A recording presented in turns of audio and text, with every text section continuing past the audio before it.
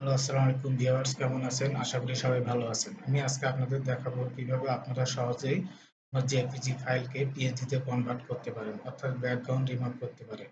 তো দেরি না করে আমি কাজে চলে যাচ্ছি। ভিডিওটি অবশ্যই মনোযোগ সহকারে দেখবেন। তো আমি প্রথমেই আমার একটু ফটোশপ ওপেন করে নিলাম। তো এরপরে দেখতে পাচ্ছেন একটি পিকচার। তো এই পিকচারের আমরা পিএনজি তে কনভার্ট করব। তো পিএনজি তে কনভার্ট করতে হলে আমাদেরকে একটি পিএনজি ফাইল নিতে হবে। তো আমরা নিচ্ছি, নিয়ে গেলাম। নিয়ে গিয়ে এখানে আমরা একটি ফাইল সাইজ দিয়ে দিব। যেমন আমি বাই ডিফল্ট এটাই রেখে দিচ্ছি। জাস্ট এখানে যে আপনাদের হোয়াইট যদি সিলেকশন থাকে দেন ট্রান্সপারেন্ট সিলেকশন করে নেবেন অবশ্যই। তো তারপর ওকে ক্লিক করবেন। দেখতে পাচ্ছেন একটি ব্যাকগ্রাউন্ড রিমুভ অবস্থায় একটি আমি উইন্ডো নিয়ে নিলাম। এরপরে আমরা এই যে ছবিটিকে আমরা এখন ছবিটিতে আমরা এখন কাজ করব। ভিডিওটি অবশ্যই মনোযোগ সহকারে দেখুন। তো আমরা প্রথমে যাচ্ছি, দেখতে পাচ্ছেন এখান থেকে আমরা এই যে পেন টুল দেখতে পাচ্ছেন, পেন টুলটি আমরা সিলেক্ট করব। সিলেক্ট করার পরে আমরা ছবিটিকে বড় করে একটু জুম করে নিচ্ছি কাজের সুবিধার জন্য। জুম করে নিয়ে আমরা ঠিক এখানে ধরবো, দেখতে পাচ্ছেন, ধরে আস্তে করে এভাবে আমরা এটিতে কাটবো। কাটার জন্য পেন টুল দিয়ে আমরা কাজ করছি, দেখতে পাচ্ছেন।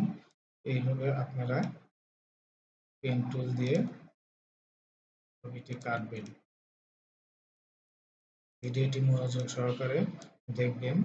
দেখলে অবশ্যই আপনারা পিএনজি ফাইল যে কোনো জেপিজি ফাইলকে আপনারা পিএনজি তে কনভার্ট করতে পারবেন। তো এইভাবে আপনারা সিলেক্ট করে নেবেন পেন টুল দিয়ে।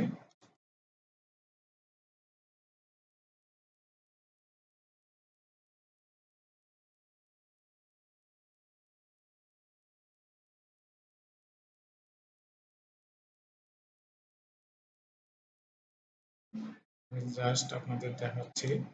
তো এইভাবে আপনারা এটা সিলেক্ট করে দেবেন। সিলেক্ট করে জাস্ট এখানে আপনারা কন্ট্রোল অল্টার ইন্টার প্রেস করবেন। করলে এটা সিলেকশন হয়ে যাবে। সিলেকশন হওয়ার পরে দেখতে পাচ্ছেন এই ছবিটি আমাদের সিলেকশন হয়ে গেছে। এরপরে আমরা জাস্ট এই যে মুভ টুল দিয়ে আমরা ড্রাগ করে এটাতে ছেড়ে দেব। ছেড়ে দিলে দেখতে পাচ্ছেন, তারপরে আমরা সুবিধা অনুযায়ী ছবিটিকে আমরা ছোট বড় করতে পারবো। আমি ছোট বড় করে নিচ্ছি, দেখতে পাচ্ছেন। এবারে ইন্টারপ্রেস করবেন। এখন দেখতে পাচ্ছেন একটি ব্যাকগ্রাউন্ড রিমুভ অর্থাৎ পিএনজি ফাইল তৈরি হয়ে যাচ্ছে। তো জাস্ট আমরা এটাকে এখন সেভ করে নেব পিএনজি তে। ফাইলে যাচ্ছি, সেভ এজে যাচ্ছি। এরপর এখান থেকে আমরা পিএনজি সিলেক্ট করব। করে জাস্ট ডেস্কটপে আমি মানে এটা সেভ করে নিচ্ছি। এটা ফাইলের নাম 100। তো ওকে। তো দেখতে পাচ্ছেন আমাদের একটি এই যে পিএনজি ফাইল তৈরি হয়ে গেল। এই যে দেখতে পাচ্ছেন ব্যাকগ্রাউন্ড রিমুভ হয়ে গেছে। তো এটাই পিএনজি ফাইল। তো আপনারা এভাবে আপনারা যে কোনো ফাইলকে পিএনজি তে কনভার্ট করতে পারবেন। তো সবাইকে ধন্যবাদ, ভালো থাকবেন। ভিডিওটি ভালো লাগলে অবশ্যই একটি সাবস্ক্রাইব করে দিবেন। তো সবাইকে ধন্যবাদ, আল্লাহ হাফিজ।